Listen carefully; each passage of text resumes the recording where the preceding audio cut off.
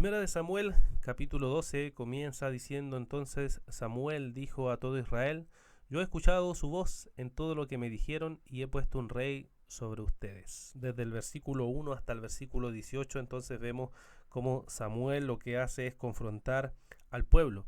Primero lo hace respecto a su vida. Y le dice en el verso 3 que aquí estoy, testifiquen contra mí delante del Señor y delante de su ungido. ¿A quién he quitado un buey? ¿O a quién he quitado un asno? ¿O a quién he defraudado? ¿A quién he oprimido o de quién he tomado soborno para cegar mis ojos con él? Testifiquen y se lo restituiré. Le dice el pueblo que a nadie, ¿cierto? Él pone su vida, la expone y le dice: bueno, aquí estoy, júzguenme si es necesario, si es que hay algo, pero yo pongo al Señor como testigo que nada de estas cosas he hecho. Y luego del verso 6, entonces se dirige más al pueblo para recordarles cómo el Señor los liberó, cómo el Señor los libertó en varias ocasiones. Les pone varios ejemplos de la historia para mostrarles cómo ellos se rebelaron en cada ocasión y cómo el Señor en cada ocasión les trajo un libertador. Pero ellos muchas veces no escucharon la voz de Dios, no escucharon la palabra del Señor. Y ahora mismo así fue, porque ellos pidieron un rey. Han pedido un rey y no han escuchado la voz del Señor. Entonces nos dice, después de este largo discurso en el verso 18, Samuel clama al Señor y el Señor envía aquel día truenos y lluvia y todo el pueblo temió grandemente al Señor y a Samuel. Se dieron cuenta de lo grave que habían hecho, y entonces del verso 19 hasta el verso 25, que es cuando termina este capítulo, dice que todo el pueblo dijo que rogara al Señor para que no muera, porque se habían dado cuenta del pecado que habían hecho, se habían dado cuenta del mal que habían hecho. Y entonces sienten temor y ruegan a Samuel que él pueda interceder por ellos. Y Samuel dice en el verso 23: y en cuanto a mí, lejos de mí está que peque contra el Señor, cesando de orar por ustedes. Antes bien, les instruiré en el camino bueno y recto. Y el versículo 25: pero si perseveran en hacer el mal, ustedes y su rey perecerán. Les advierte entonces las consecuencias de no obedecer a Dios aún ahora. ¿Qué podemos entonces meditar, hermanos, de este capítulo número 12?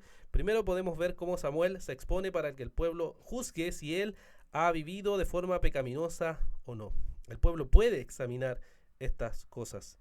Y podemos ver entonces que los cristianos, todos los cristianos, por supuesto sus líderes, sus ancianos, sus oficiales, sus diáconos, deben estar expuestos siempre a la mirada del pueblo a partir de la palabra del Señor. Pero no solo ellos, sino que también todos los cristianos debemos ser cartas abiertas, debemos ser abiertos, debemos ser íntegros, debemos ser personas que puedan observar nuestras vidas y ver si estamos viviendo conforme a la voluntad de Dios o no. Samuel se expuso de esa manera y dijo: aquí estoy, testifiquen, hay algo que puedan acusarme, y podemos entonces levantar nuestras manos limpias al Señor y decir: hemos vivido conforme a la voluntad del Señor.